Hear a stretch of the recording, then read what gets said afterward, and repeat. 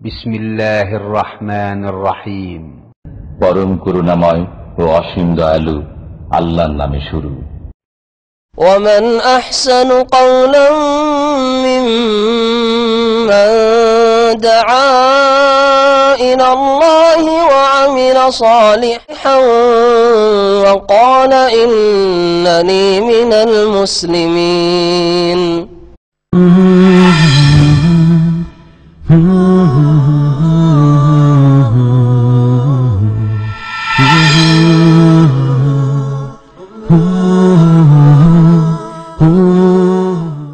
السلام عليكم ورحمة الله وبركاته. الحمد لله على الأجلل والواحد الفرد القديم الأول، والصلاة والسلام على رسوله الأكرم وعلى آله وصحبه ومن تبعهم بإحسان إلى يوم الدين. أما بعد، فأعوذ بالله من الشيطان الرجيم. بسم الله الرحمن الرحيم. قال تعالى في القرآن الحكيم: ودخل المدينة على حين غفلة من أهلها فوجد فيها رجلين يقتتلان هذا من شيعته وهذا من عدوه فاستغاثه الذي من شيعته على الذي من عدوه فوكزه موسى فقضى عليه قال هذا من عمل الشيطان إنه عدو مضل مبين. সূরাতুল কাসাস 15 নম্বর আয়াত। যাবতীয় প্রশংসা গুণগান সেই মহান রব্বুল ইজ্জাতের জন্য, যার অশেষ মেহেরবানিতে আমরা আজকের এই ইসলামী সমাবেশে উপস্থিত হতে পেরেছি। এই জন্য আল্লাহর শুকরিয়া আদা করি, আলহামদুলিল্লাহ। সালাত ও সালাম বর্ষিত হোক প্রিয় নবী মুহাম্মদুর রাসূলুল্লাহ সাল্লাল্লাহু আলাইহি ওয়াসাল্লামের উপরে, যিনি তার রিসালাত ও নবুয়তের দায়িত্বকে আমাদের নিকট পর্যন্ত সুন্দরভাবে সঠিকভাবে পৌঁছে দিয়েছেন এবং তিনি তার রিসালাত পৌঁছাতে কোনো প্রকার খেয়ানত করেননি। সেই রাসূলের উপরে সালাত ও সালাম পেশ করি সাল্লাল্লাহু আলাইহি ওয়াসাল্লাম। সম্মানিত ভাই এবং বন্ধুগণ, আমরা মুসলিম, আমাদের মেন এবং আসল ও মূল ভিত্তি হলো আমাদের আকীদা ও বিশ্বাস। একজন মানুষের আমল কম বেশ যাই হোক না কেন, যদি তার আকীদা ঠিক থাকে এবং তার আকীদাতে কোনো শিরক মিশ্রিত না হয়, তাহলে একদিন না একদিন সে ইনশাআল্লাহ আল্লাহর কাছে নাজাত পাবে। আর যদি আকীদাতে গড়মিল হয়, তাহলে তার আমল যতই সুন্দর হোক না কেন, ওই লোকের নাজাত পাওয়া সম্ভব নয়। বর্তমান সময়ে আমরা সৌদি আরব সহ পার্শ্ববর্তী রাষ্ট্রগুলোতে একটি বিষয় খেয়াল করছি, আর সেটি হলো শিয়া ও সুন্নিদের লড়াই বা যুদ্ধ। সুন্নি বলতে আমরা আমাদের নিজেদেরকে বুঝে থাকি, যার ফলে আমাদের আকীদা কম বেশ মোটামুটি আমাদের জানা। যদিও আমাদের নিজেদের আকীদা সম্পর্কেও মেলা অজানা বিষয় আমাদের রয়ে গেছে, তবুও মোটামুটি একটু বিষয় আমরা জানি যে এগুলো হলো আমাদের আকীদা, এগুলো হলো আমাদের বিশ্বাস। কিন্তু আমাদের কর্তৃপক্ষ যারা নিজেদেরকে শিয়া বলে দাবি করছে, সেই সকল শিয়াদের সম্পর্কে আমাদের জ্ঞান না থাকার কারণে অথবা পর্যাপ্ত ধারণা ও জ্ঞান না থাকার কারণে অনেক উঁচু লেভেলের আলেমরাও কিন্তু এ সম্পর্কে কথা বলতে গিয়ে ধরাশায়ী হচ্ছেন। এজন্য আজকে আমরা আপনাদের সামনে এই গুরুত্বপূর্ণ বিষয়টি উপস্থাপন করতে চাই, আর তা হলো শিয়াদের সংক্ষিপ্ত আকীদা বা বিশ্বাস। শিয়াদের সংক্ষিপ্ত আকীদা বা বিশ্বাস। শিয়াদের মেলা রকম আকীদা আছে, তা এই সংক্ষিপ্ত মজলিসে বসে শেষ করা যাবে না, তবে একটা ধারণা দেওয়া যেতে পারে। প্রথমত জানা দরকার শিয়া কাকে বলা হয়। শিয়া শব্দের শাব্দিক অর্থ হলো কোনো দল, কোনো ব্যক্তি বিশেষের আশেপাশের লোকদেরকে বলা হয় শিয়া। আপনি একজন লোক, আপনার দলবলকে আপনার শিয়া বলা হয়। শিয়া শব্দটির আরেকটি কাছাকাছি শব্দ ব্যবহার হতে পারে হিজব বা দল। একটা দলকে কেন্দ্র করে যে সমস্ত লোকেরা একই চিন্তাধারা পোষণ করে ওরা হলো ওই দলের বা ওই চিন্তাধারার শিয়া। অন্য ভাষায় বলা যেতে পারে স্বগোত্রীয় বা নিজ দলের লোককে শিয়া বলা।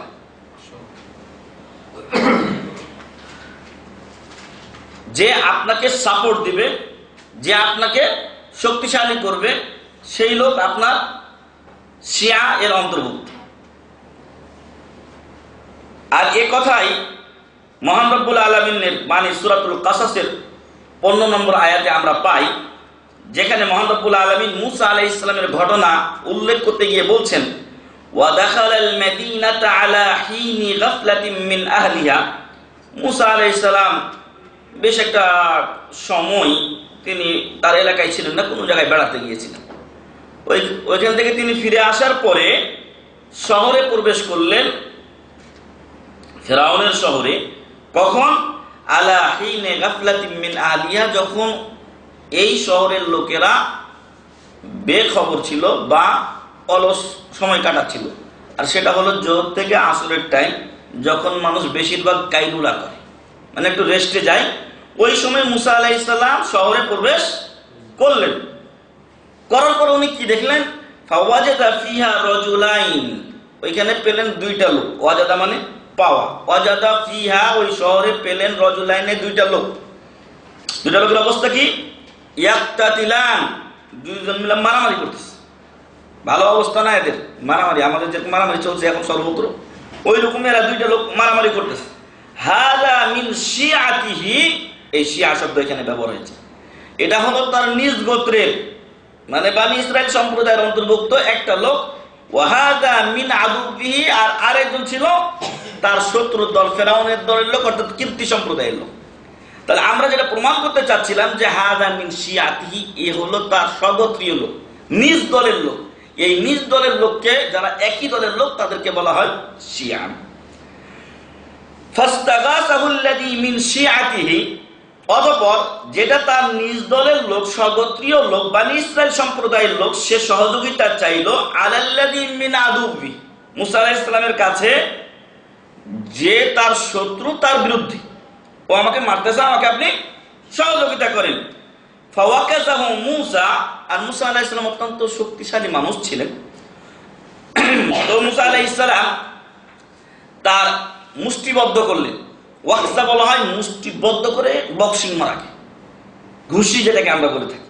তো উনি তার মুষ্টিবদ্ধ করে ফাওয়াকাযাহু, ওই যে আদু, যে শত্রু, যে লোকটা শত্রু কওমের, তাকে একটা ঘুষি দিলেন মুসা আলাইহিস সালাম।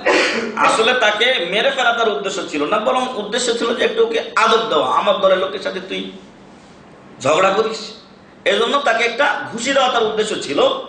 কিন্তু হলো কি, মুসা আলাইহিস সালাম যে শক্তিশালী মানুষ, পাওয়ারটা নিজেই বুঝে সারতে পারেনি। কত পাওয়ারের ঘুষি যাচ্ছে এটা নিজে বুঝে সারতে পারেনি। ফলে ফাকাদা আলাই আলাতুল, ওইখানে মরে গেছে লোকটা, এক ঘুষিতেই মানুষটা মরে গেছে। কালা, তখন মুসা আলাইহিস সালাম নিজের ভুল বুঝতে পারলেন। মুসা আলাইহিস সালাম নিজের ভুল বুঝতে পেরে বললেন, হাযা মিন আমালিশ শাইতান, আস্তাগফিরুল্লাহ। কি কাজ হয়ে গেল? এটা তো শয়তানের কাজ। হাযা মিন আমালিশ শাইতান, মানুষ হত্যা করা এটা শয়তানের কাজ। আল্লাহ, আমার দ্বারা কি হয়ে গেল?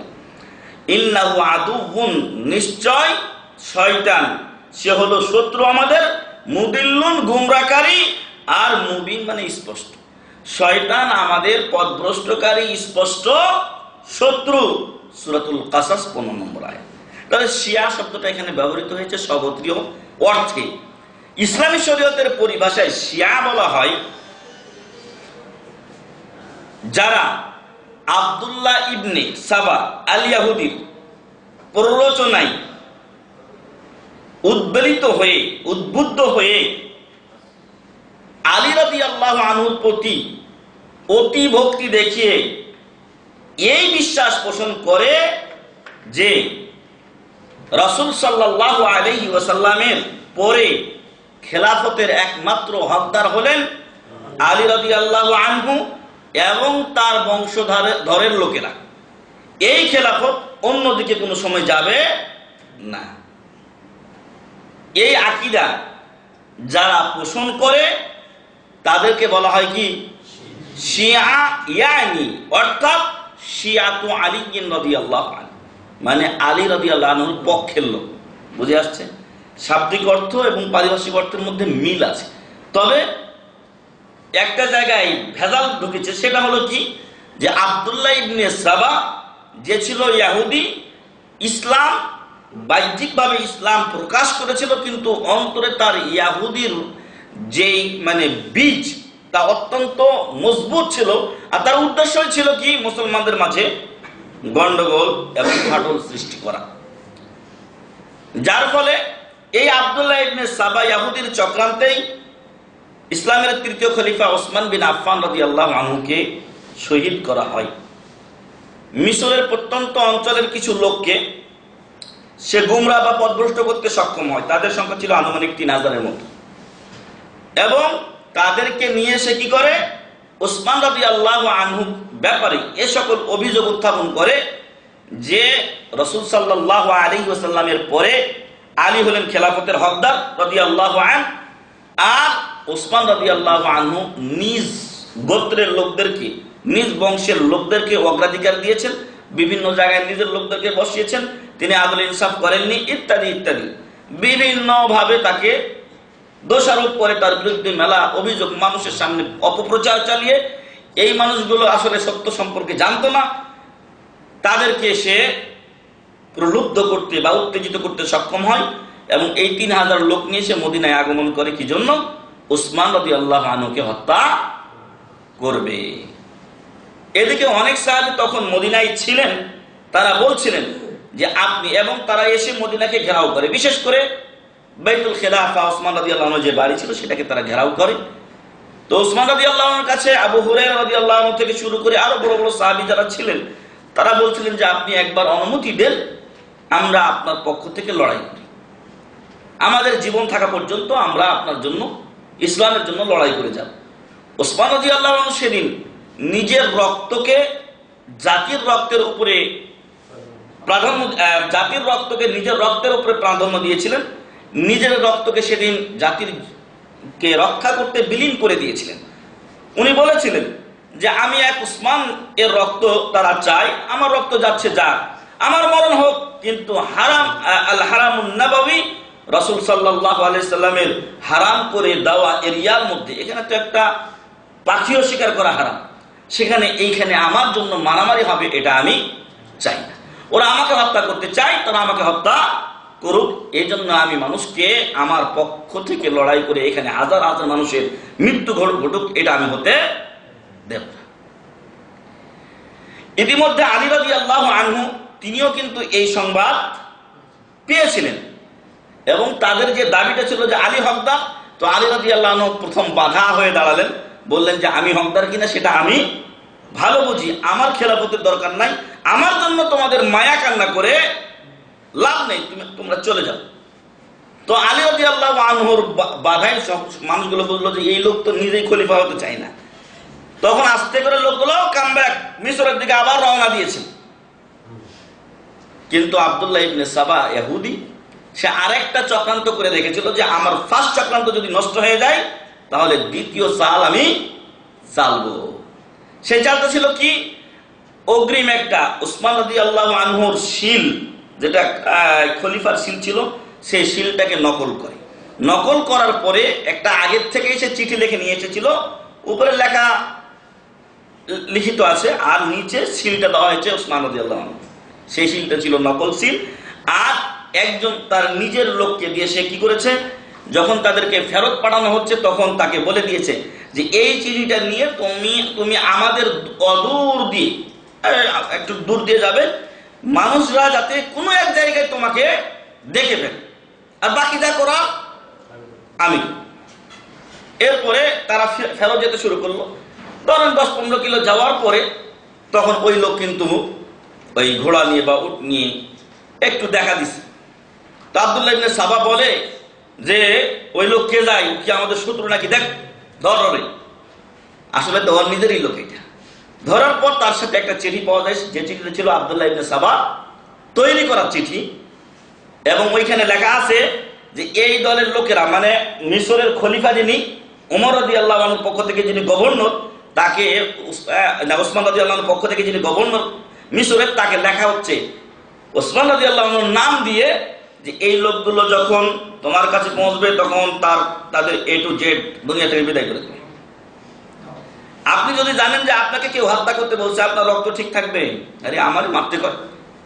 যাই হোক, ওইখান থেকেই তখন আব্দুল্লাহ ইবনে সাবা আবার ফিরিয়ে নিয়ে আসে এই 3000 লোককে, এবং এবার আর শেষ রক্ষা হয়নি। তারা এই বাড়ি ঘেরাও করে ওসমান রাদিয়াল্লাহু আনহু কোরআন তেলাওয়াত করছিলেন, ওই অবস্থায় তাকে তারা কি করে? শহীদ করে, হত্যা করে, মানে তিনি শাহাদাত বরণ করেন। যাই হোক, এতে করে ওসমান রাদিয়াল্লাহু আনহুর ব্যাপারে রাসূল সাল্লাল্লাহু আলাইহি ওয়াসাল্লামের ভবিষ্যৎবাণী কি হয়েছে? প্রমাণিত হয়েছে। সেটা ছিল কি? একদা রাসূল সাল্লাল্লাহু আলাইহি ওয়াসাল্লাম, আবু বকর এবং ওমর ও ওসমান, এই 4 জন উহুদ পাহাড়ের উপরে উঠলে উহুদ পাহাড় কেঁপে উঠেছিল। তখন রাসূল সাল্লাল্লাহু আলাইহি ওয়াসাল্লাম বলেছিলেন যে হে উহুদ, উসবুত ইয়া উহুদ, হে উহুদ। এই যে উহুদের ব্যাপারে রাসূল সাল্লাল্লাহু আলাইহি ওয়াসাল্লাম বলেছেন যে জাবালুন ইউহিব্বুনা ওয়া নুহিব্বুহু, যেই পাহাড় আমাদেরকে ভালোবাসে, আল্লাহু আকবার, এবং আমরাও তাকে ভালোবাসি। তো বলছেন যে উহুদ, তুমি শান্ত হও বা নড়াচড়া করিও না, ফাইন্না আলাইকা, কারণ তোমার উপরে এখন রয়েছেন নবিয়্যুন, একজন নবী মুহাম্মদ সাল্লাল্লাহু আলাইহি ওয়াসাল্লাম, ওয়া সিদ্দীকুন, সিদ্দীকু হাযিহিল উম্মাহ, আবু বকর সিদ্দীক রাদিয়াল্লাহু আনহু, ওয়া শাহীদান, এবং 2 জন শহীদ। ওমর রাদিয়াল্লাহু আনহু তিনি আবু লুলু আল মাজুসির হাতে কি হয়েছেন? শহীদ হয়েছেন। আর বাকি ছিলেন কে? ওসমান রাদিয়াল্লাহু আনহু। ওসমান রাদিয়াল্লাহু আনহু জানেন যে আমি কি হব? শহীদ হব। এই জন্য তিনি তার রক্তক্ষয়ী যুদ্ধের জন্য মদিনায় অনুমতি দেন নাই। ওরা আমাকে মারলে কি হব? শহীদ হব। এজন্য ওসমান রাদিয়াল্লাহু আনহু কিন্তু রক্তক্ষয়ী যুদ্ধের অনুমতি দেন নাই। কোথায়? মদিনাতে। যাই হোক, এর মাধ্যমে ওসমান রাদিয়াল্লাহু আনহু শাহাদাতের অমীয় সুধা পান করেন এবং জাতির জন্য হতভাগ্য হয়ে যায় ওই সমস্ত লোকেরা যারা তার হত্যার সাথে জড়িত। এবং তাদের টপ টেররের নেতা ছিল আব্দুল্লাহ ইবনে সাবা। এরপরে জাতি খেলাফত শূন্য হয়ে যায়, খলিফা শূন্য। এখন কেউ আর খেলাফত নিয়ে কথা বলতে চায় না, কেউ খেলাফত নিতেও চায় না।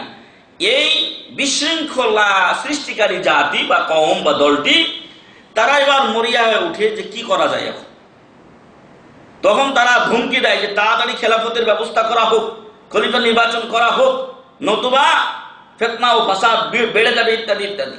শেষে তারা এই আলটিমেটাম দিল যে 3 দিনের মধ্যে খলিফা নির্বাচন না করা হলে আমরা আমাদের সামনে যারাই আসবে তাদেরকে হত্যা করব। এবং এর আগে তারা আলী রাদিয়াল্লাহু আনহুকেও অনুরোধ জানিয়েছিল খলিফা হওয়ার জন্য, কিন্তু এই পরিস্থিতিতে আলী রাদিয়াল্লাহু আনহু খলিফা হতে রাজি হননি।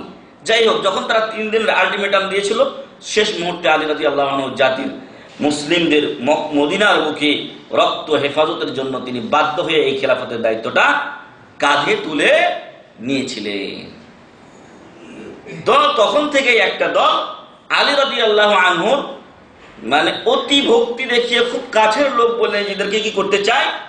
প্রমাণ করতে চায়। এখনো আমাদের দেশের রাজনৈতিক দলগুলো যখন 2-1 নেতা মানে আপনার পাগলের মতো হয়ে যায়, আরেকটা কি যেন ভাষা আছে এখানে আমার আসছে না, সেটা হলো কি যে দেখা যাচ্ছে ওকে দল থেকে একটু দূরে সরিয়ে দেওয়ার ভাব, তখন নেতা নেত্রীর জন্য কি করে? যে তিলকে তাল বানাইয়া আরো উপরে উঠায় দেয়। আমাদের নেত্রী বা আমাদের নেতা এত এত বড় ইত্যাদি, মানে ও যে পান দিচ্ছে এটা ওর কথা স্পষ্ট ধরা যায়। ঠিক ওই রকম অতিরঞ্জন করে কিছু মানুষ আলী রাদিয়াল্লাহু আনহুকে তখন কি বলতে শুরু করলো? মাবুদ বলা শুরু করলো। এই শিয়াদের একটা দল। তো যাই হোক, আলী রাদিয়াল্লাহু আনহু তখন কি করলেন? তাদেরকে 3 দিন সময় দিলেন। কয়দিন? 3 দিন সময় দিলেন এবং বললেন যে তোমরা তোমাদের এই বিশ্বাস থেকে যদি ফিরে না আসো তাহলে আমি তোমাদেরকে আগুনে পুড়িয়ে মারব। আর উনি 2 থেকে 3টা কবর খুঁড়লেন যেখানে আগুন জ্বালানো হলো। আর প্রত্যেকদিন তাদেরকে সকালে এই কবরগুলো দেখিয়ে বলা হয় যে তোমরা তোমাদের আকীদা বিশ্বাস থেকে ফিরে আসো, না হলে এই আগুনে তোমাদেরকে নিক্ষেপ করে বা পুড়িয়ে মারা হবে।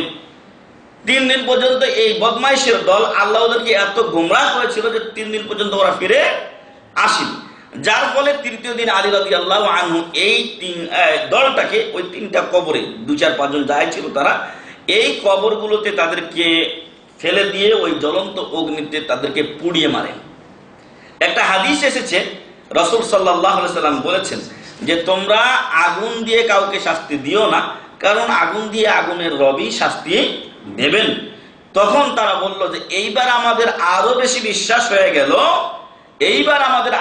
বিশ্বাস হয়ে গেল, যে আপনি আমাদের রব, কারণ আপনি আগুনের রব আর আগুন দিয়ে আপনি আমাদেরকে কি করছেন, সাজা দিচ্ছেন।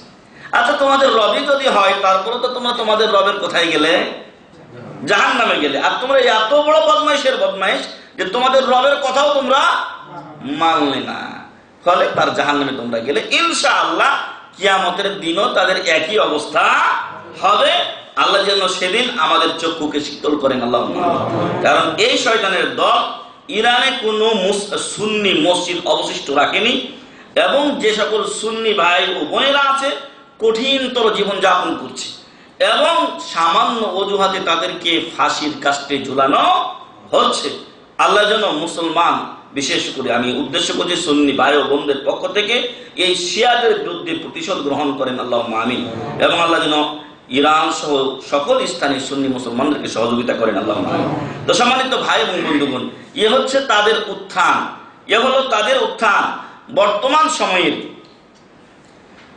সহিহ আকীদাপন্থী এবং আকীদা সম্পর্কে খেয়াল খবর রাখেন, খোঁজ রাখেন, এরকম সকল উলামায়ে কিরাম ঐক্যমত যে এদের নাম শিয়া নয়, এদের নাম শিয়া নয়, এদের নাম হলো রাফিদাহ।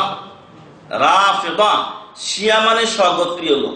আলী রাদিয়াল্লাহু আনহু সুন্নি মুসলিম ছিলেন, তার কথা যদি তারা ওই দিন মানত তাহলে ওই আকীদা থেকে ফিরে আসতো। আলী রাদিয়াল্লাহু আনহু সুন্নি মুসলিম ছিলেন, কোরআন ও সুন্নাহর উপরে আজীবন আমল করে গেছেন, আশরায়ে মুবাশশিরের একজন, জান্নাতের সুসংবাদ প্রাপ্ত একজন, এবং 4 খলিফার অন্যতম একজন, আলে বাইতের অন্তর্ভুক্ত, যার সাথে সামান্যতম কোনো সম্পর্ক নাই কার, এই শিয়াদের।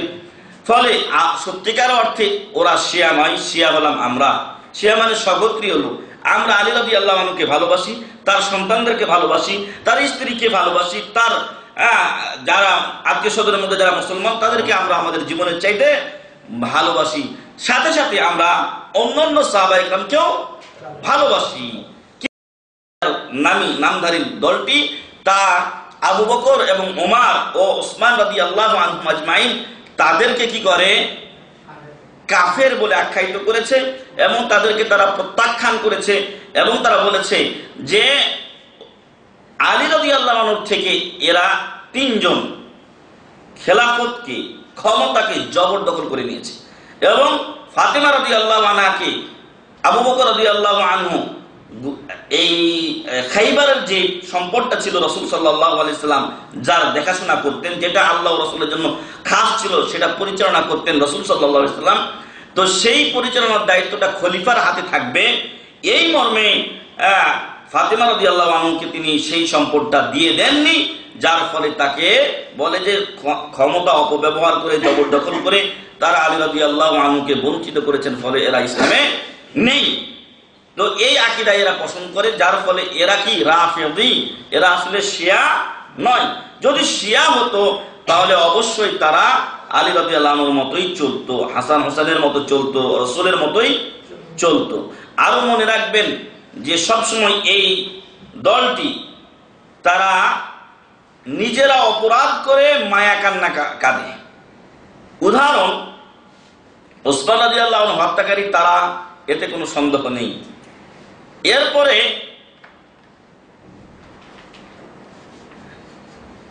আপনার হুসাইন রাদিয়াল্লাহু আনহুকে কারবালার প্রান্তরে ডেকে নিয়ে যায় এই শিয়াদের একটি দল, কিন্তু উনি যখন সেখানে পৌঁছেন তখন শিয়ারা তাকে সহযোগিতা করেনি। তার শাহাদাতের মৃত্যু সেখানে লিপিবদ্ধ ছিল, লিখিত ছিল, মৃত্যু তার হতোই, কিন্তু এর জন্য অন্যতম কারণ কারা, এবং একমাত্র কারণ বলবো আমি, তারা হলো কিন্তু এই শিয়াদের দল। ফলে এরাই হুসাইন রাদিয়াল্লাহু আনহু হত্যা করলো, কিন্তু এরাই আবার 10ই মুহররমে কি করে, নিজেরাই মাতম করে, নিজেরাই নিজেদের শরীরে চাবুক আর চাকু ইত্যাদি মেরে তার শোক প্রকাশ করে। ওরা আফসোস করে বলে যে আমরা কেন সেদিন কি করতে পারিনি, হুসাইনকে সহযোগিতা করতে পারিনি।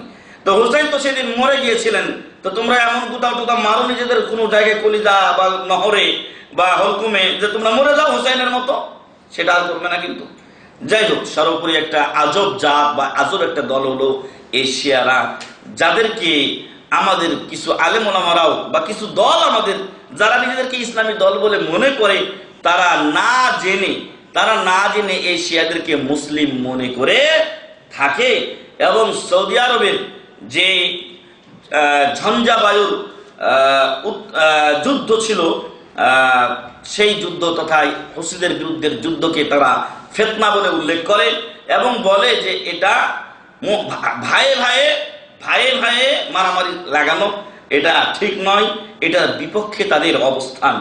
একজন লোকের সাথে আমার এরকম কথা হলো, সেও এটা মনে করছে যে শিয়া সুন্নি এখন মারামারি করার দরকার কি।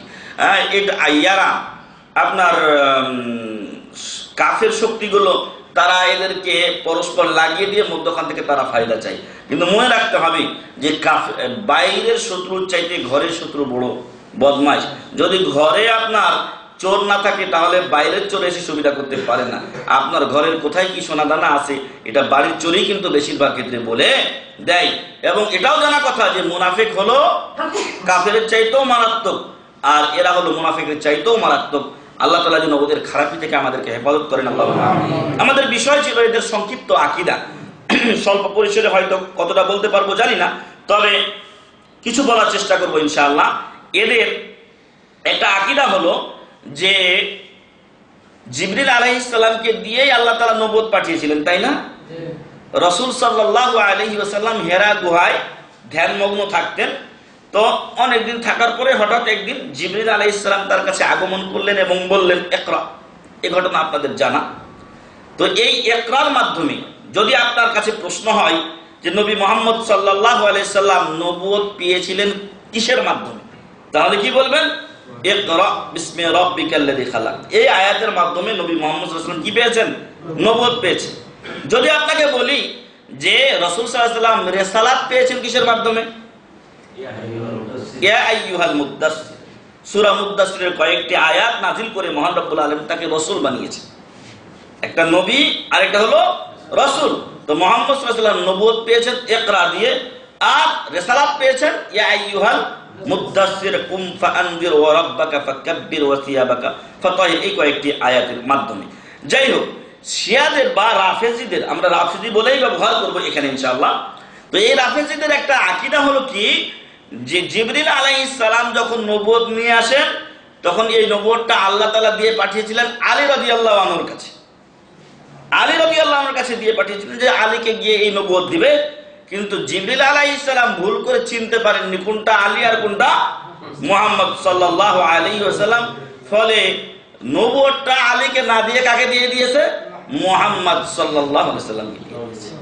নাউযুবিল্লাহ মিন যালিক। এ হলো ওদের আকীদা। মানে মুহাম্মদ সাল্লাল্লাহু আলাইহি ওয়াসাল্লাম নবুয়তের যোগ্য না, আলী রাদিয়াল্লাহু আনহু যোগ্য ছিলেন। আমরা আলী রাদিয়াল্লাহু আনহু সম্মানহানি করি না, কিন্তু মুহাম্মদ সাল্লাল্লাহু আলাইহি ওয়াসাল্লামের সাথে তার তুলনা চলে না। যাই হোক, আলী রাদিয়াল্লাহু আনহু তো মুহাম্মদ সাল্লাল্লাহু আলাইহি ওয়াসাল্লামের দাওয়াতে ইসলাম গ্রহণ করেছেন। আর এরা করেছে কি, যে মুহাম্মদ সাল্লাল্লাহু আলাইহি ওয়াসাল্লামকে ভুল করে জিবরিল কি দিয়েছেন? নবুয়ত দিয়েছেন। নাউযুবিল্লাহ। এটা পাবেন কোথায়? কিতাবুল মানিয়া ওয়াল আমাল ফি শারহিল মিলালি ওয়ান নাহল, এই বইটা 30 পৃষ্ঠায় এই কথা লেখা রয়েছে। 2 নাম্বার, তাহলে 1 নাম্বার কি, ওরা বিশ্বাস করে জিবরিল আলাইহিস সালাম ভুল করে আলীকে না দিয়ে কাকে দিয়েছে? নবুয়ত মুহাম্মদ সাল্লাল্লাহু আলাইহি ওয়াসাল্লামকে দিয়েছে। ইয়াতাকিদু শুয়ুখুশ শিয়া আন্নাল কুরআনুল কারীম নাকিস। নাউযুবিল্লাহ। শিয়ার বড় পাগড়িওয়ালা হুজুর দেখেছেন না, সবুজ পাগড়ি, কালো পাগড়ি, কত পাগড়ি, এই বদমাইশগুলো তারা মনে করে যে আমাদের কাছে যে আল কোরআন আছে এই কোরআনটা পরিপূর্ণ নয়, এটা অপূর্ণ। নাউযুবিল্লাহ মিন যালিক। আর ওয়া আন্নাল কুরআনাল হাকিকি সাইদা বিহি ইলা সামাই হিনামা ইরতাদ্দা সাহাবাতু রিদওয়ানুল্লাহি আলাইহিম। রাসূল সাল্লাল্লাহু আলাইহি ওয়াসাল্লামের মৃত্যুর পরে ওদের এটা আরেকটা আকীদা। কিছু সাহাবী ব্যতীত বাকি সবাই মুরতাদ হয়ে গিয়েছিলেন, নাউযুবিল্লাহি মিন যালিক। আর তখনই আসল কোরআনটা আসমানে উঠিয়ে নেওয়া হয়। বুঝে আসছে?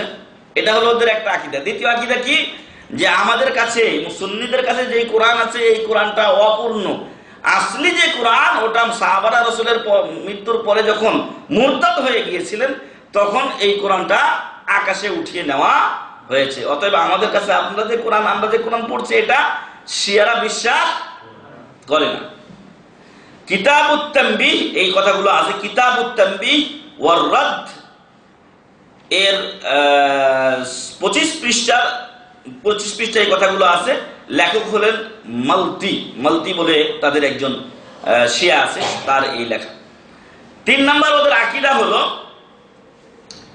যে কোরআনে কিছু আয়াত আছে, কিছু বাণী আছে যেটা সর্বোচ্চ লেভেলের আপনার অভিধান পর্যায়ের অথবা সাহিত্যের উঁচু মাত্রায় রয়েছে কিছু আয়াত। তবে কোরআনে কিছু নাউযুবিল্লাহি মিন যালিক এমনও কিছু আয়াত আছে যা একেবারে নিচ, যা একেবারে তুচ্ছ, যার কোনো মানই হয় না। নাউযুবিল্লাহি মিন যালিক মানে ওর যে কোনো একটা মান মর্যাদা লেভেল, এর কোনো লেভেলই নাই এই কথা। নাউযুবিল্লাহি মিন যালিক। আর এই কথা বলেছে ওদের শায়েখ, ওদের ওস্তাদ তবরসি। তার কিতাবের নাম হচ্ছে কিতাবুল ওয়াসিকা, সফা বা পৃষ্ঠার নাম্বার হচ্ছে 211। তো এ হলো তাদের একটা বক্তব্য যে কোরআনের কিছু আয়াত উঁচু লেভেলের, হাই লেভেলের ঠিক, তবে কিছু আছে একেবারে নিম্নমানের, একেবারে নিম্নমানের। এই কথা যে বলবে তার ঈমান থাকবে না। প্রত্যেকটা আকীদা 3টা আমাদের উল্লেখ করা হয়েছে। 3টার যে কোনো এক আকীদা কেউ যদি পোষণ করে তো ইসলাম থেকে সে বের হয়ে যাবে। আর শিয়া ও সুন্নি মুসলিম হওয়া তো মহাদূরের কথা। আসমান ও জমিন যেরকম ফারাক, তার চাইতে বেশি ফারাক শিয়া ও সুন্নির মুসলিম হওয়া বা ভাই ভাই হওয়া। 4 নাম্বার, শিয়ার শায়েখরা বিশ্বাস করে যে রাসূল সাল্লাল্লাহু আলাইহি ওয়াসাল্লাম তিনি নিজেও শিয়ার কিছু দায়িত্ব, মানে শিয়াদের যে ধর্ম, এই ধর্মের কিছু দায়িত্ব উনি নিজেও পৌঁছে গেছেন। নাউযুবিল্লাহি মিন যালিক। অথচ তখন কোনো শিয়ার অস্তিত্বই ছিল না। বরং আমরা একটু আগে বলেছি যে প্রথম আলী রাদিয়াল্লাহুর যুগে কয়েকটা ছিটাফোঁটা তৈরি হয়েছিল যাদেরকে উনি আগুনে পুড়িয়ে মেরেছিলেন। আর রাসূল সাল্লাল্লাহু আলাইহি ওয়াসাল্লাম মারা গেলেন 11তম হিজরির রবিউল আউয়াল মাসে। আর আলী রাদিয়াল্লাহু আনহু খেলাফতি তিনি পেলেন কত, আপনার 31 হিজরির শেষ দিকে সম্ভবত। তো 31 হিজরিতে তখন পেলেন, তার মানে আপনার প্রায় 20 বছর 21 বছর পরে এই শিয়াদের উৎপত্তি হচ্ছে। আর ওরা বলছে যে রাসূল সাল্লাল্লাহু আলাইহি ওয়াসাল্লাম শিয়াদের দাওয়াতের একটা অংশ নিজেই আদা করে গেছেন। আর বাকিটা ওয়াজাআলাল বাকি ইনদা আলী ইবনে আবি তালিব লিইউবাল্লিগাহু, বাকি দায়িত্বটা দিয়ে গেছেন আলী বিন আবি তালিবের কাছে রাদিয়াল্লাহু আনহু, যাতে তিনি এটা মানুষের কাছে কি করেন, পৌঁছে দেন। কোথায় আছে এই কথাগুলো? তালিক ও শিহাবুদ্দিন আন-নাজফি আলা ইহকাকিল হাক্কি লিতাসতুরি, তাসতুরি ওদের একজন বড় আলেম, ওর এই কিতাবে আছে। 2য় খণ্ড 288 ও 289 পৃষ্ঠায় এই কথাগুলো লিখিত আছে। 5 নম্বর ওদের আকীদা হলো বা বিশ্বাস যে শিয়াদের এই আকীদার সাথে সুফিবাদের আকীদার একেবারে হুবহু মিল আছে।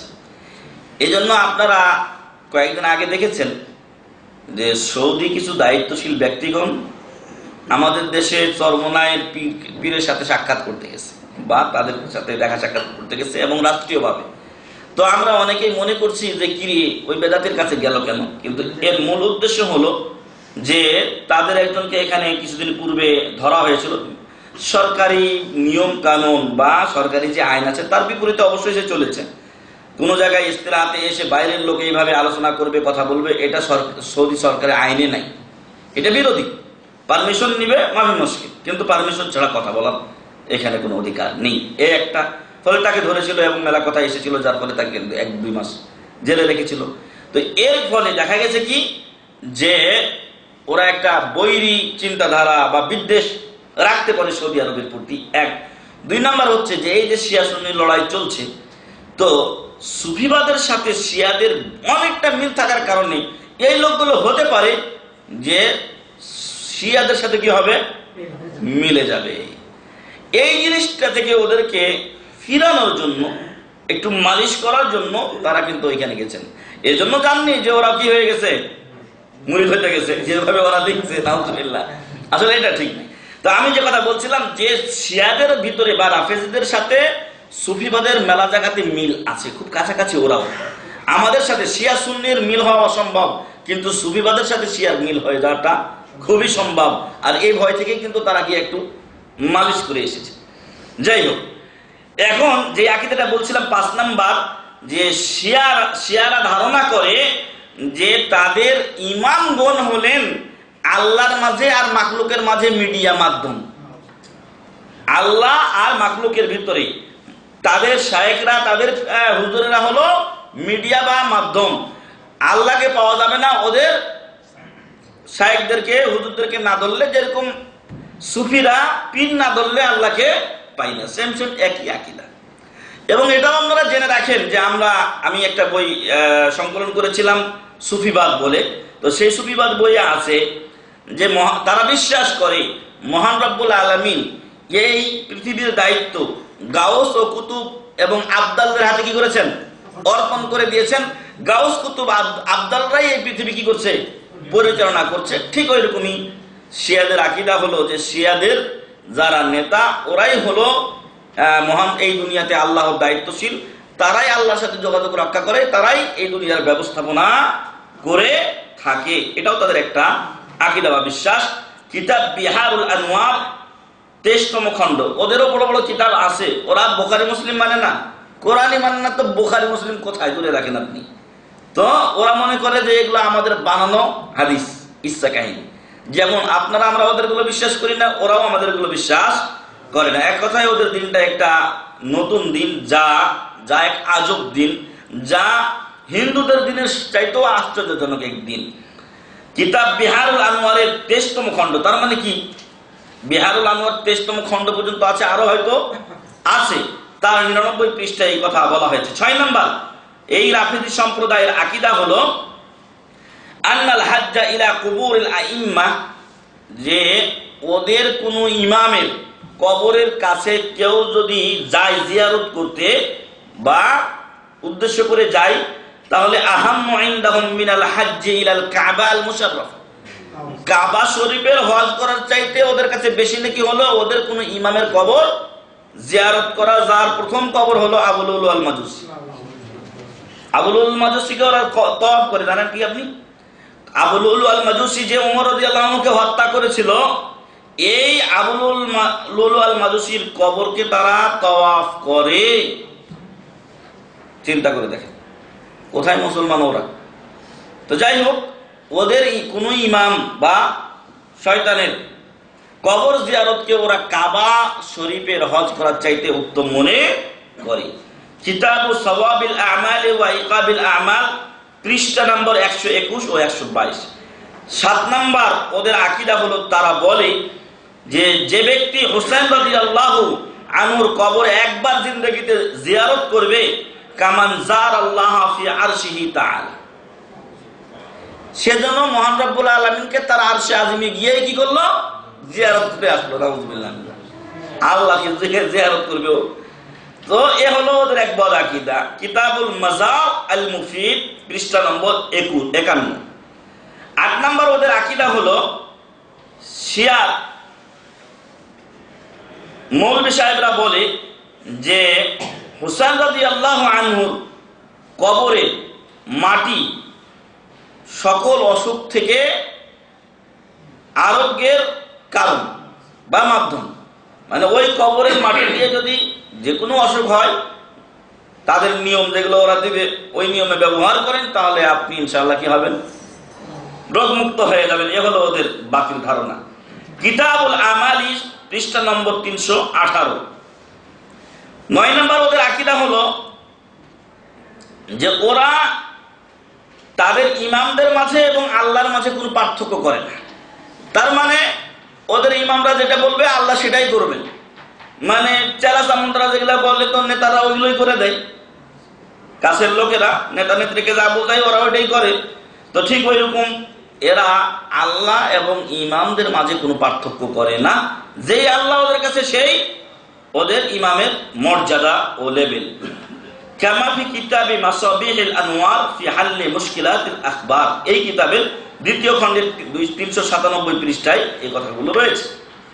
10 নম্বর, শিয়াদের আকীদা হলো কুলাইনি একজন তাদের বড় ইমাম কুলাইনি। এই কুলাইনি তার কিতাবুর রাউদা মিনাল কাফি এই কিতাবের 8ম খণ্ডের 2103 পৃষ্ঠায় লিখছে আলনাল কাওয়াকিব ওয়ান নুজুম, যে তারকারাজি লাহা তাসিরুন ফিস সাআদাতি ওয়াশ শাকাওয়াতি ওয়া ফি দুখুলিল জান্নাতি ওয়ান নার। মুসলমানদের সুন্নির আকীদা হলো কি, আকাশের তারকাতে কি দুনিয়ার কোনো কিছু আসে যায়? একদা রাসূল সাল্লাল্লাহু আলাইহি ওয়াসাল্লাম ওই যে ভ্রমণে বের হয়েছিলেন সম্ভবত হুদাইবিয়ার সন্ধির সময়, তখন কিছু লোক বলল যে এই তারকার কারণে আমরা বৃষ্টিপ্রাপ্ত হয়েছি। তখন রাসূল সাল্লাল্লাহু আলাইহি ওয়াসাল্লাম বলেছেন যে আল্লাহ তাআলা বলেন আমার কিছু বান্দা আমার উপরে ঈমান অবস্থায় মুমিন অবস্থায় সকাল করেছে, কিছু কুফরি অবস্থায় সকাল করেছে। যারা বলেছে তারকার দ্বারা বৃষ্টি পেয়েছি তারা কুফরি করেছে, যারা বলেছে আল্লাহর ফজলে কর্মে আমরা বৃষ্টি পেয়েছি তারা মুমিন অবস্থায় সকাল করেছে।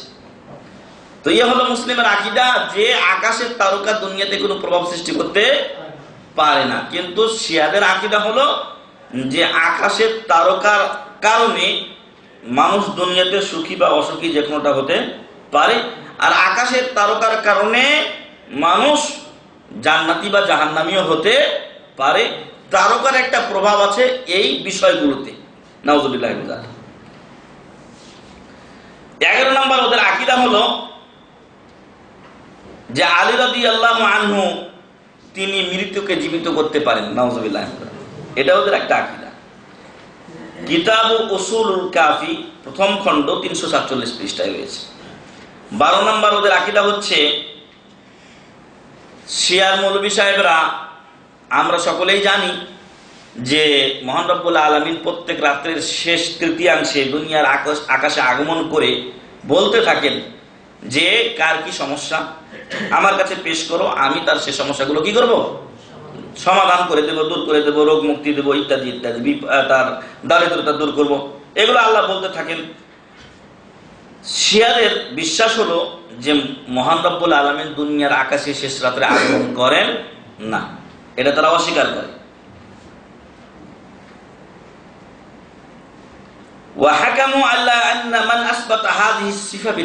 শুধু তাই না, যদি আপনি এই বিশ্বাস করেন তাহলে তারা তার উপরে ফতোয়া লাগাইছে কিসের? কুফরি।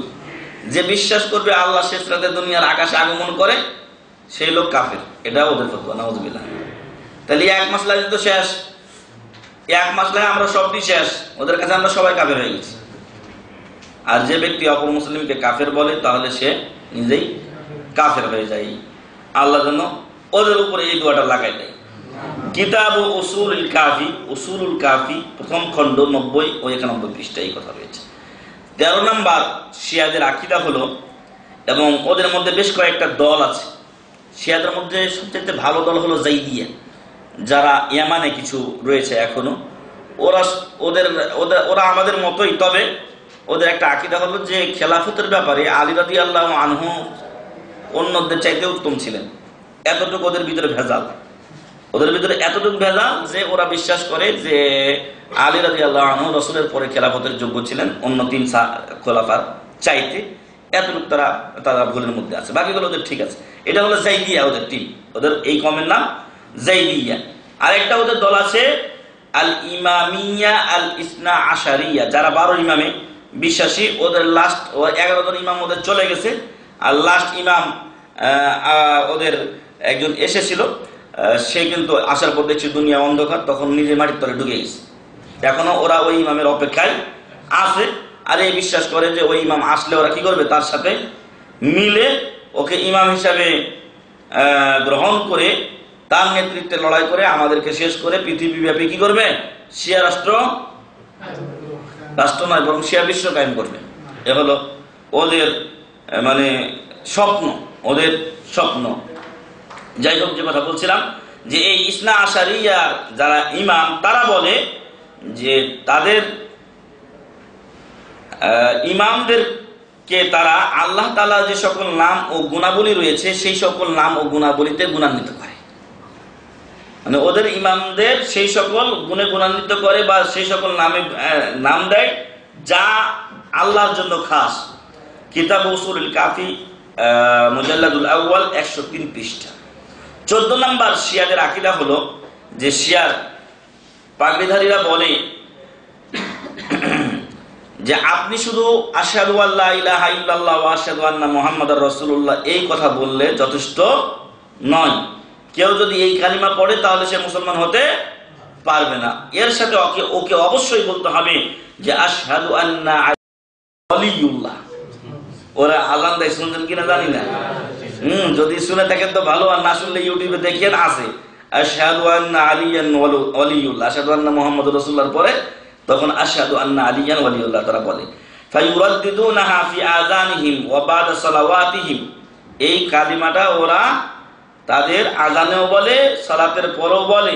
ওয়াইলাকিনুহা মাউতাহুম, আমরা যেরকম আমাদের মৃত ব্যক্তিদেরকে লা ইলাহা ইল্লাল্লাহ মুহাম্মাদুর রাসূলুল্লাহ অথবা আশহাদু আল্লা ইলাহা ইল্লাল্লাহ আশহাদু আন্না মুহাম্মাদুর রাসূলুল্লাহ এই কথা বলে তালকিন দেই, তাদের সামনে পড়ি যাতে তারা শেষ কালিমাটা কালিমায়ে তাওহীদ পড়ে, ওইরকম ওরা কিন্তু এই কালিমা পড়ায় আশহাদু আল্লা ইলাহা ইল্লাল্লাহ ওয়া আশহাদু আন্না মুহাম্মাদুর রাসূলুল্লাহ ওয়া আশহাদু আন্না আলিয়ান ওয়ালিউল্লাহ। কিতাব ফুরুউল কাফি 3য় খণ্ড 82 পৃষ্ঠা। 15 নম্বর ওদের আকীদা হলো যে যে ব্যক্তি আবু বকর, ওমর, ওসমান, মুয়াবিয়া বিন আবি সুফিয়ান, আয়েশা, হাফসা রাদিয়াল্লাহু আনহুম আজমাইন, চিনেন তো এদেরকে নাকি? হাফসা কে ছিলেন?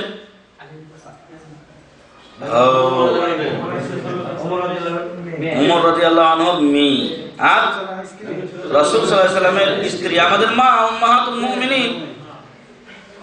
তো হাফসা রাদিয়াল্লাহু আনহা, আয়েশা রাদিয়াল্লাহু আনহা, বাকি আরো সাহাবাদের নাম বললাম।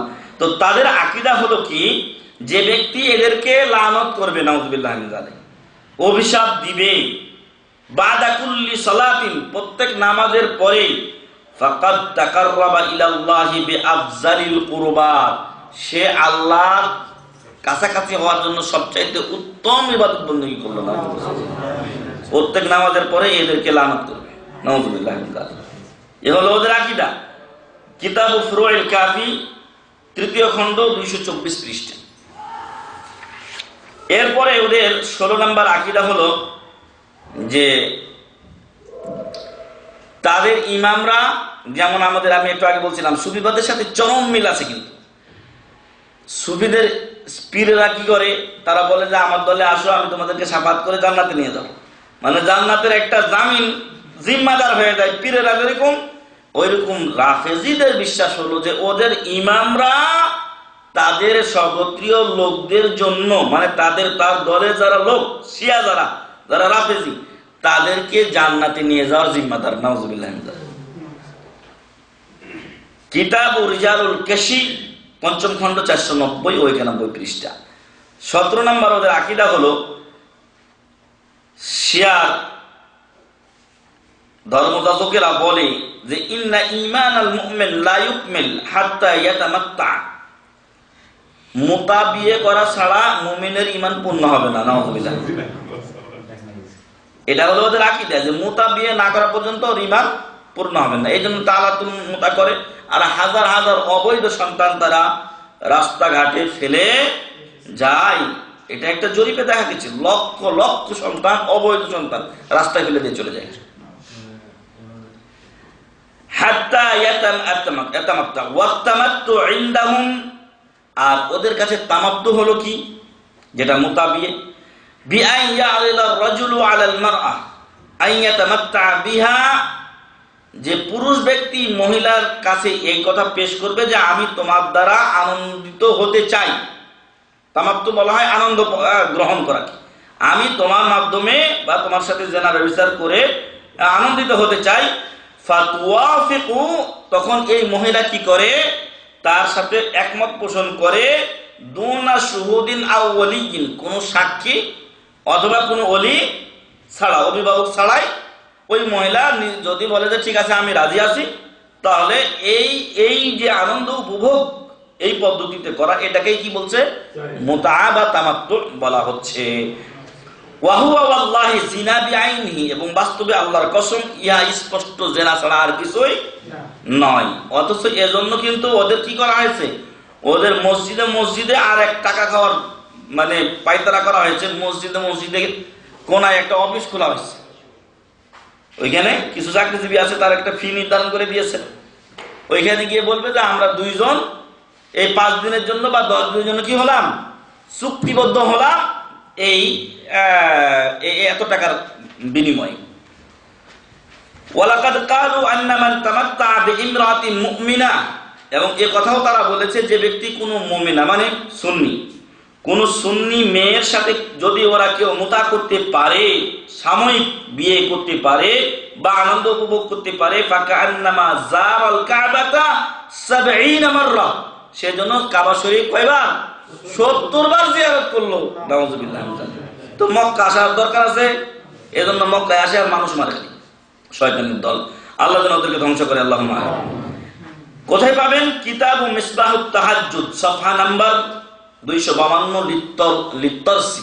এগুলো সব ওদেরই মৌলবি, ওদের কিতাব এগুলো আছে। আকীদা বিভাগে যদি এখানকার আরবি লাইব্রেরিগুলো যান আপনি, আর আকীদা বিভাগে দেখেন, তো প্রায় বইগুলো কোনো না কোনো জায়গায় পাবেন। হয়তো এক জায়গায় সবগুলো পাবেন না, কিন্তু একটা না একটা আপনি পেয়ে যাবেন। ওই বইগুলো পড়লেই আরবি যদি বুঝেন, তাহলে এই তথ্যগুলো মোটামুটি পেয়ে যাবেন ইনশাআল্লাহ। আমার একটা ইচ্ছা আছে যে আমাদের এই ইসলামিক সেন্টারে আমরা সকালে এখন আল ইরশাদ ইলা সাহিল ইরতিকাদ পড়াচ্ছি। পরবর্তীতে আরেকটা কিতাব আছে, আমাদের নাহিদ ভাই একবার এই বইটা কিনেছিলেন, আমি বইটা পাচ্ছি না, এই জন্যই পড়াতে পারছি না। ওই যে ডক্টর গালিব আল ইরওয়াজি, আল ফিরাক আল মুআসিরা আল্লাতী তুনতাসাবু ইলাল ইসলাম, আধুনিক কিছু দল যা ইসলামের দিকে নিজেদেরকে দাবি করে যে আমরা মুসলিম, কিন্তু ইসলাম থেকে ওরা কি খারিজ।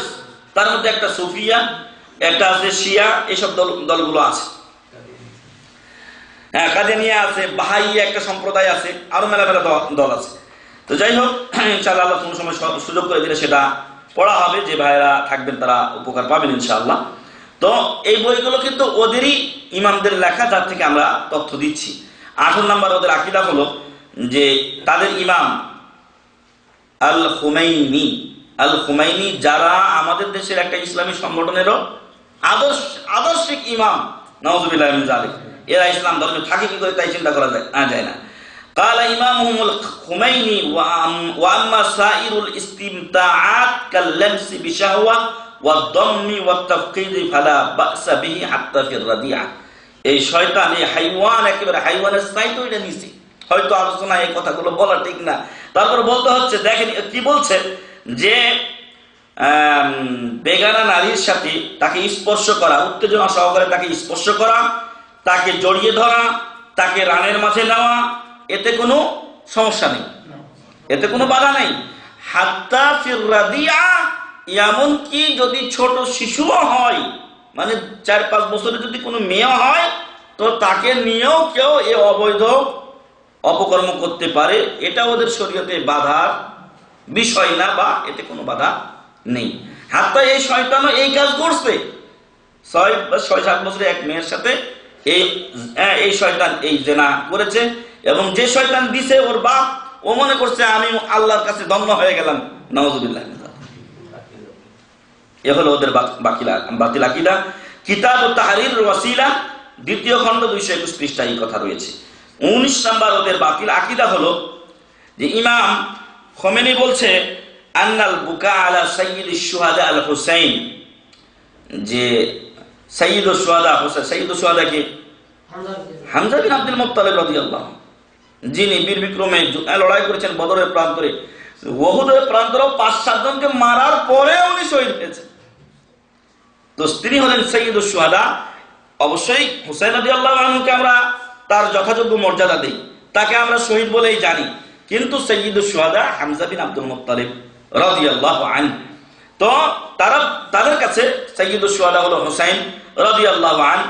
এই হুসাইন রাদিয়াল্লাহু আনহুর ব্যাপারে খুমাইনি বলছে যে যদি কেউ হুসাইন রাদিয়াল্লাহু আনহুর জন্য কান্না করে, ওয়া ইকামাতুল মাজালিস আল হুসাইনিয়া, এবং মজলিসে বসে কিছু ওদের যে জিকির আজকার আছে, যেমন এখন ঈদে মিলাদুন নবী হয়, ওইরকম হোসেন রাদিয়াল্লাহু আনহু কেন্দ্রিক একটা কি হবে, অনুষ্ঠান হবে। হিয়াল্লাতি হাফিজাতুল ইসলাম মিন 14 কারনান। তাদের এই কাজটা, অর্থাৎ হোসেন রাদিয়াল্লাহু আনহুর জন্য কান্না করা এবং একত্রে বসে হোসেন রাদিয়াল্লাহু আনহুর জন্য মজলিস ডেকে কিছু জিকির আজকার করা, এই কাজটাই 1400 বছর ধরে ইসলামকে রক্ষা করে আসছে। নাউযুবিল্লাহ। হিয়াল্লাতি হাফিজাতুল ইসলাম মুনযু 14 কারনান, 14 যুগ থেকে। আর আরবিতে এক যুগ হয় 100 বছরে। তো 1400 বছর ধরে ইসলামকে হেফাজত করছে তাদের এই কুকর্ম। নাউযুবিল্লাহ।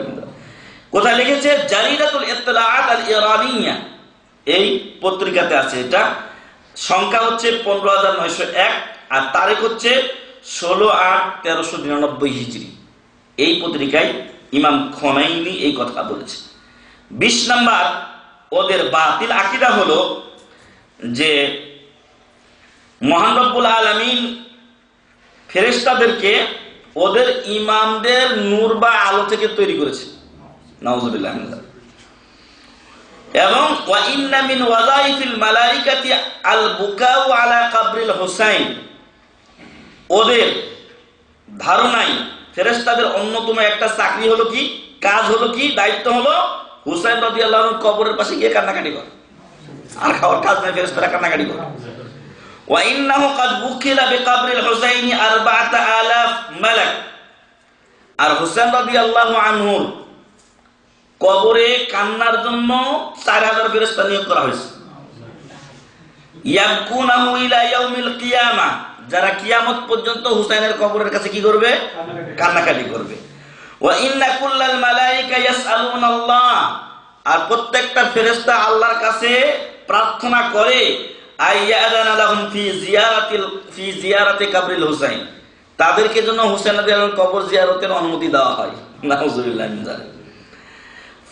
ফাউজুন ইয়ানজিল ওয়া ফাউজুন ইয়ারিজ, ফলে ওই যে 4000-এর জায়গায় একদল জিয়ারত করে উঠে আবার আরেক দল নামে, আরেক দল উঠে আরেক দল নামে, যেরকম বাইতুল মামুরে চলছে ওইরকম এরা এখানে শুরু করে দিয়েছে ওদের বাতিল আকীদায়। কিতাবু কানজু জামিউল ফাওয়ায়েদ লিল কারাজকি 334 পৃষ্ঠায় এই কথাগুলো রয়েছে। বাকি কিছু কথা আছে, সেগুলো আজকে হয়তো বলে শেষ করতে পারবো না, এজন্য আজকে এখানেই শেষ করছি। তো সম্মানিত ভাই এবং বন্ধুগণ, আমরা যেন এই দলটা সম্পর্কে সাবধান ও সতর্ক হই। কেউ যেন মনে না করি যে শিয়া আর সুন্নির পার্থক্য তেমন একটা বেশি নয়। কেউ যেন এই কথা মনে না করি যে শিয়ারা মুসলিম। যদি শিয়া মুসলিম হয় তারা আগে খ্রিস্টান, হিন্দু, বৌদ্ধ, ওরা আগে মুসলমান হওয়ার যোগ্য। এবং আপনার দেশে, আমার দেশে, আপনার এলাকায় হিন্দু, বৌদ্ধ, খ্রিস্টানরা বসবাস করে, ওরা আপনাকে কষ্ট দিয়ে নেকি হয় এই আকীদা ওদের নেই। কিন্তু শিয়াদের আকীদা কি? সুন্নিকে যদি কষ্ট দিতে পারে তাহলে তার কি হয়? নেকি হয়। এজন্য হজের মৌসুমে, উমরার মৌসুমে এসে ওরা সুন্নি লোকদেরকে ধাক্কা দেয়। এই যে মারছে না এখন, মৌত তো আছে। মুফতি আম হাফেজাহুল্লাহ উনি কিন্তু বলেছেন যে মানুষদের ভাগ্যে মৃত্যু ছিল, মরেছে। অবশ্যই এখানে তাদের মৃত্যু ছিল। ওরা পৃথিবীর যেখানেই যাক না কেন এখানে ওদের মৃত্যু ছিল, ওই সময় মৃত্যু ছিল বলেই মৃত্যুটা হয়েছে। এটা মুসলিমের বিশ্বাস যে এখানে এই হালতে তাদের মৃত্যু ছিল। তবে এই মৃত্যু কতই না উত্তম মৃত্যু, কারণ কিয়ামতের দিন এই লোকগুলো তালবিয়া করতে করতে কি করবে? কবর থেকে উঠবে। কতই না তাদের চমৎকার মৃত্যু। ঠিক আছে, যারা মেরেছে ওরা এই দুনিয়া ও আখিরাতে সবচাইতে নিকৃষ্ট ব্যক্তি। কিন্তু যারা মরেছে অবশ্যই ইনশাআল্লাহ আল্লাহ কিয়ামতের দিন তাদেরকে সুখী করবেন। এবং তাদের ব্যাপারে আমরা এই আকীদায় রাখি যে তারা ভালো মৃত্যু তাদের হয়েছে এবং চাপা পড়ে মারা যাওয়া এটা একটা কি শহীদি মৃত্যুর হুকুমে রাখে। ইনশাআল্লাহ তারা শহীদি মৃত্যু বরণ করেছেন। তবে এই মৃত্যুর জন্য দায়ী কারা? এইসব শিয়ারাই কিন্তু দায়ী। আমি নিজে দেখেছি, তখন এই গন্ডগোল হয়নি, 5-6 বছর আগে একবার আমি হজে গেলাম। তো আমাদের কিছু দিনী ভাই, যেখানে মনে হয় আব্দুল ওয়াহাব লাবি বলে একজন কেউ যাত্রাবাড়ি মাদ্রাসার দায়িত্বশীল আছেন, আরো কেউ ছিলেন, আরো দায়ীরা ছিলেন আপনার রিয়াদের। তারা এক জায়গায় একটা মজলিসের ব্যবস্থা করেছিলেন, আমরা সেখানে গিয়েছিলাম। ভাই রাস্তায় রাত 12টা পার হয়ে গেছে, 1টা বেজে গেছে। ওই সময় দেখছি এরা ওদের ওই যে ফ্ল্যাগ নিয়ে দিয়ে একেবারে পুরা রাস্তা ব্লক করে রেখেছে। মানে একটা এলাকা, যে এলাকায় ওদের খিমা তাবুগুলো আছে, ওই এলাকা দিয়ে যাওয়ার কোনো উপায় নাই এমন অবস্থা।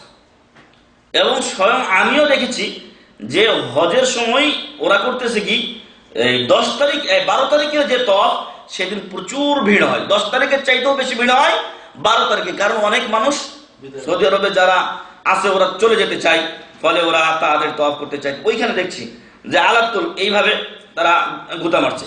আর জোয়ান এই শিয়াদের মতো একটা লোক যদি আমাদের বাংলাদেশের একটা বুড়া হাজিকে একটা গুতা মারে জায়গা মতো, ওইখানে তো মরে শেষ হয়ে যাবে। ঘটনা তাই ঘটেছে। তো এরা করে কি, এরা বিশ্বাস করে যে সুন্নিকে কষ্ট দিলে আমার কি হয়, নেকি হয়, সব। আমার দেশের হিন্দু তো এটা মনে করে না। আমি যখন বাড়ি যাই তখন যারা ছোটকালে হয়তো আমাদের সাথে বেড়ে উঠেছে হিন্দুরা, পাশে পাড়া আছে হিন্দু, তো বলে যে দাদা কেমন আছো, কখন আসলা, এটা কুশল বিনিময় করে। কিন্তু শিয়া আপনাকে যদি দেখে, খাস করে দাড়ি যদি দেখে নেয়, তাহলে তো হয়ে গেছে। আপনার প্রতি এত বিদ্বেষ তার, যা বলার বাইরে। অতএব সম্মানিত ভাই এবং বন্ধুগণ, আমার দেশের মৌলভী সাহেবরা বা স্কলাররা যদি মনে করে যে শিয়া ও সুন্নি তেমন কোনো পার্থক্য নয়, তাহলে তারা চরম ভুল করবেন। শিয়া ও সুন্নির সাথে কোনো মিল বা কথাই চলে না, বরং একদল হচ্ছে কাফেরদের মুখ চাইতেও জঘন্য, আর একদল তারা মুসলিম সুন্নি যারা, তারাই হলো আসল ইসলামের মধ্যে রয়েছে। ফলে এই যে সৌদি আরব যে শিয়াদের বিরুদ্ধে লড়াই করছে, এই লড়াইকে জিহাদ হিসেবেই গণ্য করতে হবে। এবং আলহামদুলিল্লাহ ইয়ামানে যেভাবে আমাদের সাথীরা ইয়ামানি আছে এখানে, তাদেরকে বারবার আমরা জিজ্ঞাসা করি কি অবস্থা। তো এখন হুসিরা মোটামুটি একেবারে শেষ পর্যায়ে চলে এসেছে, ওরা একেবারে নিশ্চিন্তের দিকে চলে গেছে, যদিও হয়তো কিছু গোপনে টোপনে আছে, একেবারে শেষ হয়ে যায়নি। তো ইনশাআল্লাহ এক সময় আসবে যখন এরাও শেষ হয়ে যাবে। তো ইয়ামানের কথা হাদিস কোরআনে বর্ণিত হয়েছে, যার ফলে তাদের রোড ম্যাপ ছিল যে ওইদিকে ইরাক ধ্বংস করে দিয়েছে, পরবর্তীতে ইয়ামান দিয়ে পরে মক্কা মদিনা ওরা দখল করবে। তো এই মর্তবা বা এইবারের মতো তাদের এই আশার গুড়ে বালি পড়েছে। আর তারা কিন্তু এখন মুসলমানদেরকে নির্দ্বিধায় ধ্বংস করছে। কোথায়? সিরিয়াতে। আল্লাহ যেন সিরিয়া সুন্নি মুসলিম ভাই বোনদেরকে হেফাজত করেন, আল্লাহুম্মা আমিন। যারা জিহাদ করছেন, আল্লাহ যেন তাদেরকে ইমানি বলে বলিয়ান করেন, আল্লাহুম্মা আমিন। এবং তাদের প্রতিটি তীর এবং গুলিকে যেন আল্লাহ তাআলা তাদের নির্দিষ্ট লক্ষ্যে লাগার তৌফিক দান করেন, আল্লাহুম্মা আমিন। এবং তাদেরকে যেন আল্লাহ হেফাজত করেন, আল্লাহুম্মা আমিন। যারা সফাবি, যারা বাশার যাকে বলছি আমরা, তো এর দল হচ্ছে সফাবি রাফিদি, যারা সাধারণ রাফিদির চাইতে আরো মারাত্মক। এরা এখন একটা উপায় আপনারা ইউটিউবে বিভিন্ন জায়গায় দেখেছেন যে তারা বলছে যে বলো লা ইলাহা ইল্লা বাশশার, লা ইলাহা ইল্লা বাশশার, নতুবা তোমাকে মাটির চাপা দিয়ে মেরে ফেলা। এবং তাই করা হচ্ছে। কিন্তু আলহামদুলিল্লাহ দুনিয়াতে মরে যাচ্ছে ভাইরা, কিন্তু এই কালিমা তারা ত্যাগ করেনি। তো এই জন্য বলবো যে এদেরকে মুসলমান ভাবার কিছুই না, বরং সামান্যতম ইনসানিয়াত, মানবতাবোধ বলতে ওদের মাঝে কিছু নেই। বরং সেদিনে তো ইউটিউবে দেখলাম বা কোনো একটা ইন্টারনেটে দেখলাম যে একটা, বা আমাদের বাংলাদেশের খবরে মনে হয় বললো নাকি, যে একটা ছাগল একটা বাঘের সাথে থাকার কারণে ওরা একসাথে বেড়ে উঠেছে, ফলে ওর সাথে বন্ধুত্ব হয়ে গেছে। ওই বাঘ তো ছাগলকে খেয়ে ফেলে, কিন্তু ওর বন্ধু হওয়ার কারণে ওকে খায় না। তো এই পশুর থেকেও পশুর যেই একটু মমতা বোধ একটা জানোয়ারের প্রতি, যে আমার বন্ধু, এতটুকু জিনিসও ওদের মাঝে নেই। অতএব এই সমস্ত লোকদের জন্য আমাদের কি মায়া হতে পারে। অথচ কিছু লোক মনে করছে যে ওরা হলো আদর্শ ইসলামী রাষ্ট্র, ইসলামের ইও নেই ওদের ভিতরে। হামজা, ইসলাম লিখতে হামজা লাগে, ও হামজা ওদের ভিতরে নেই। বরং ওদের চাইতে মহান রব্বুল আলামিন বলছেন যে তোমরা যদি ইসলামের জন্য কিছু ভালো পাও, কাছাকাছি পাও, বা একটু নরম দিল পাও, তাহলে খ্রিস্টানদেরকে পাবে। তো আজ ওটাই বাস্তবতা যে মুসলমানদের যদি কিছু কাছাকাছি থাকে তো ওরাই থাকতে পারে, শিয়ারা থাকবে এটা মনে করেন না। ওরা আপনাদের বিরুদ্ধে যথাসম্ভব শক্তি অর্জনে নিজেদেরকে ব্যস্ত রেখেছে। যে কোনো সময় যখনই সুযোগ পাবে তারা কিন্তু আপনাদের উপরে হামলা করবে। অতএব সাবধান, সতর্ক হন। ওদের আকীদা কিছুটা আমরা বললাম, বাকিটা যদি পরবর্তীতে সময় ইনশাআল্লাহ বলবো। তবে এদের সম্পর্কে সর্বদা সজাগ থাকতে হবে। এরা দুনিয়ার যাবতীয় আনন্দ মানুষের সামনে উন্মুক্ত করে দিয়েছে। এরা ওই যে একটু আগে বললাম মোতার দরজা খুলে দিয়েছে, ফলে বাংলাদেশ থেকে ছাত্র নিয়ে আসতেছে, রেডিও তেহরানের মাধ্যমে ফার্সি শিখায়, রেডিও তেহরানের মাধ্যমে ইরানি দূতাবাসে নিয়ে গিয়ে তারা ফার্সি ভাষা শিখায়, রেডিওর মাধ্যমেও শিখায়, দূতাবাসে নিয়ে যেও শিখায়। এই শিক্ষা দিয়ে যখন মোটামুটি চলার মতো হয় তখন ওদেরকে ইরানের আল-কুম বিশ্ববিদ্যালয়ে স্কলারশিপ দেয়, ওখানে আসার পরে তোমার যা দরকার তা দেন, এরপরে আপনি পৃথিবীর যেখানে যান আপনাকে ওরা খুঁজে বের করবেই করবে। আপনার স্থায়ী ঠিকানা, আপনার যাবতীয় খোঁজ খবর ওরা কিন্তু ডায়েরিতে লিখে নেই, ওদের গোয়েন্দাদের কাছে আপনার যাবতীয় খবরাদি থাকে। যদি মনে করেন যে ইরান টিরান দেখে টেকে চলে আসি, পরে কি করবো, ওখান থেকে ভেগে যাব, ভাগার কোনো উপায় নেই। প্রয়োজনে আপনার বাড়িতে ওরা পাহারা বসাবে, এমনও ওরা লোক। এজন্য আমাদের দেশেও কিন্তু এই শিয়াদের দাওয়াত চলছে। আগের বছরের তুলনায় কিন্তু গত বছর কি হয়েছে, এই যে 10ই মুহররম অতি জাঁকজমকপূর্ণ ভাবে পালন হয়েছে, এবং ওদের যে রাজনীতি সেটা কিন্তু এবারের মুহররমে হয়েছে কি বলেন তো, বোমা ফুটানো হয়েছে। বোমা কিন্তু ওরাই ফুটিয়েছে, বোমা ওরা ফুটিয়ে অন্যদের উপরে দোষ চাপানোর চেষ্টা করেছে, এটা বরাবরই তারা করে থাকে। মক্কাতে বম্বিং করার জন্য ওরা হাজিরা নিজেদের ব্যাগের তলে করে আপনার বিস্ফোরক নিয়ে এসেছে। এরা একবার করেছে কি, মানুষের লাশের বেশে অস্ত্র ঢুকিয়ে কাবা শরীফে মানে জানাজা পড়ানোর সূরা দিয়ে করেছে, কিন্তু যখনই ওখানে গেছে তখন সবাই আপন আপন অস্ত্র কি করেছে, হাতে নিয়েছে। তো এই হচ্ছে ওদের ইসলাম। এটা কোন ইসলাম? কাফেররাও তো এটা করে না। তো এই জন্য বলবো যে এদের সম্পর্কে আমাদেরকে সাবধান সতর্ক থাকতে হবে। এদেরকে মুসলিম ভাবার কিছু নেই। যদি কারো কফিল এরকম ধরনের লোক থাকে তো তার ব্যাপারে সাবধান ও সতর্ক থাকবেন। আল্লাহর কাছে বারবার পানা চাইবেন এর খারাপি থেকে। আল্লাহ যেন ওদের যাবতীয় খারাপি থেকে আমাদেরকে হেফাজত করেন, আল্লাহুম্মা আমিন। আল্লাহ তাআলা যেন আমাদেরকে কোরআন ও সহিহ হাদিসের উপরে অবিচল থাকার তৌফিক দান করেন, আল্লাহুম্মা আমিন। মহান রব্বুল আলামিন আমাদের আকীদাকে আরো পাকা ও পুখতা করার তৌফিক দান করেন, আল্লাহুম্মা আমিন। আল্লাহ তাআলা যেন আমাদেরকে দ্বীন শিখার প্রতি আগ্রহ বাড়িয়ে দেন, আল্লাহুম্মা আমিন। মহান রব্বুল আলামিন আমাদেরকে সুস্থ রাখুন, আল্লাহুম্মা আমিন। যার অসুখ বিসুখ বালা মুসিবত রয়েছে মহান রব্বুল আলামিন তা দূর করে দেন, আল্লাহুম্মা আমিন। মহান রব্বুল আলামিন আজকে আমাদেরকে এইখানে যেরকম একত্রিত করেছেন, কিয়ামতের দিন আল্লাহ যেন আমাদেরকে জান্নাতুল ফিরদাউসে একত্রিত করেন, আল্লাহুম্মা আমিন। ওয়া আখিরু দাওয়ানা আলহামদুলিল্লাহি রাব্বিল আলামিন। সুবহানাকা আল্লাহুম্মা ওয়া বিহামদিকা আশহাদু আল্লা ইলাহা ইল্লা আনতা আস্তাগফিরুকা ওয়া আতুবু ইলাইক। আসসালামু আলাইকুম ওয়া রাহমাতুল্লাহি ওয়া বারাকাতুহু।